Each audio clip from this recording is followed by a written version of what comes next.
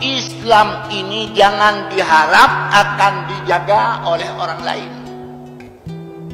Tapi Islam ini harus dijaga oleh umat Islam sendiri. Tanggung jawab Islam atas umat Islam. Jangan disalahkan orang lain.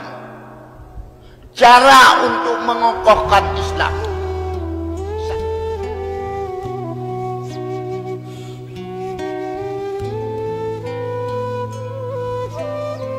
Hadirin yang terhormat, kemudian harus ditetapkan pula di dalam hati bahwa Islam ini punya musuh yang ingin menghancurkan Islam, punya musuh yang ingin memusnahkan Islam. Sikap musuh seperti ini dari karena mereka itu hasadam min indi anfusihim, dengki mereka terhadap agama Islam. Hadirin yang terhormat, dalam Al-Quran Allah menyebutkan musuh Islam ini ada 3. Yang pertama Nasara,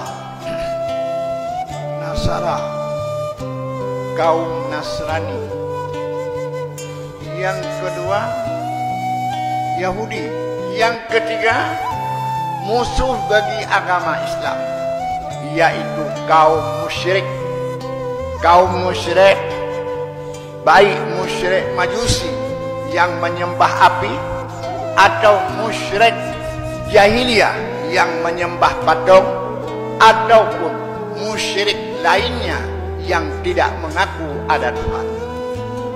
Ini musyrik ini juga dikatakan dengan musuh Islam karena mereka bermusuh dengan agama Islam. Hadirin yang terhormat, kalau untuk bermusuh dengan agama Islam mereka ini bersatu, maka karenanya dalam Quran disebutkan satu surat yang namanya surat Al-Ahzab. Surat Al-Ahzab artinya musuh multi,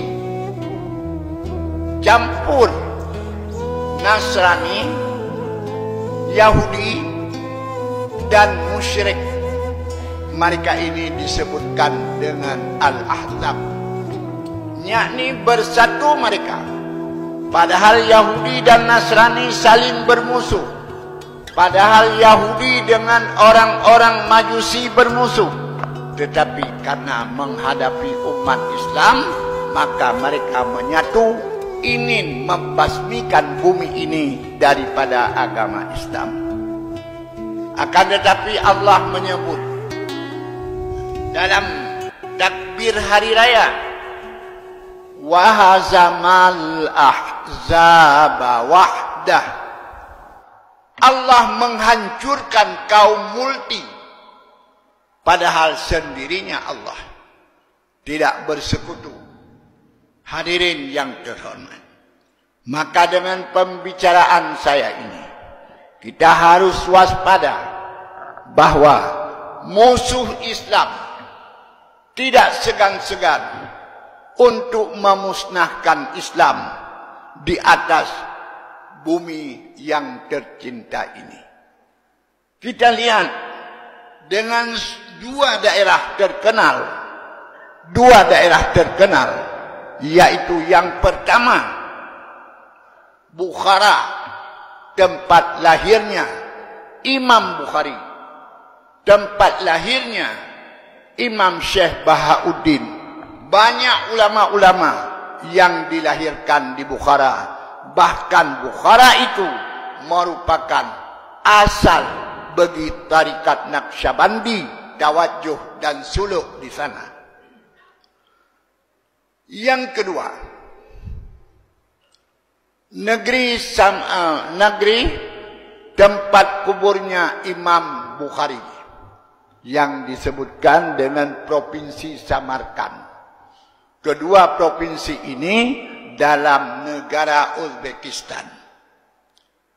Sayang, Imam Bukhari mengambil tempat untuk mendidik beberapa imam, termasuk Imam Muslim Tirmidzi di Samarkandi. Dan di situ ada masjid Imam Bukhari dan maktabah Imam Bukhari.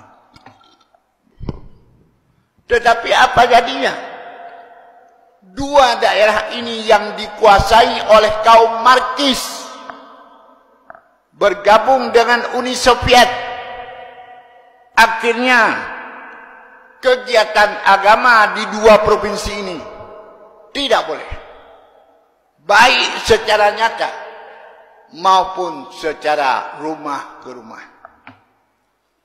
80 tahun tertutup, masjid tidak bisa berkotek. 360 masjid di dua provinsi ini tidak bisa dibuka. Maka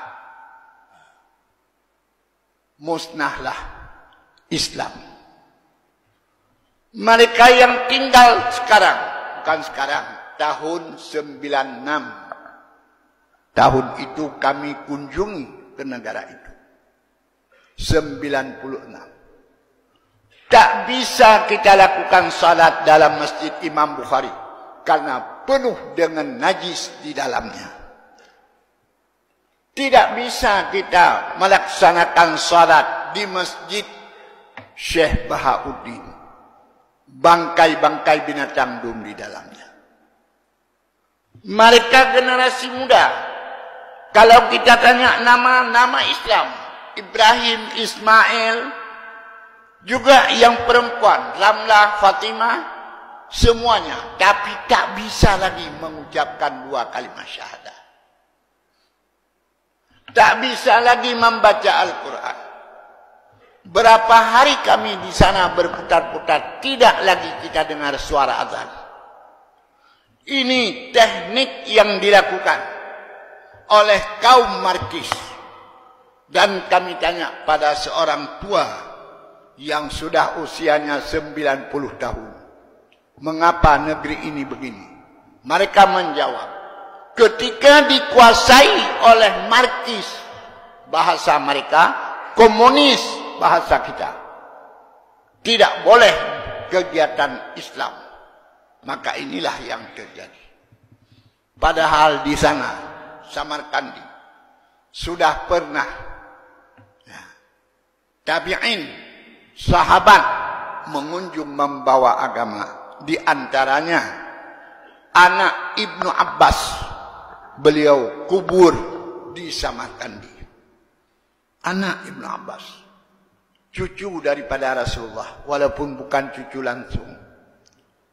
Hadirin yang terhormat, maka ini kejadian-kejadian yang terjadi menunjukkan bahwa Islam ini jangan diharap akan dijaga oleh orang lain.